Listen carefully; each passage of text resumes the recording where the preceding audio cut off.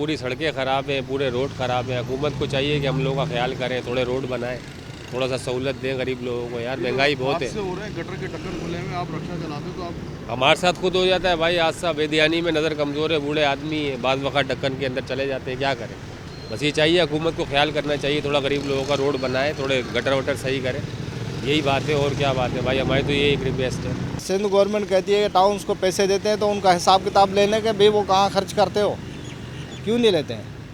अगर टाउन्स वाले खर्च नहीं कर रहे हैं तो जो मेयर है वो पूछे कि भाई आपको पैसे मिल रहे हैं वो कहाँ हैं। ये सियासी एक दूसरे पे इल्ज़ाम तराशी है और कोई पैसे वैसे नहीं होता।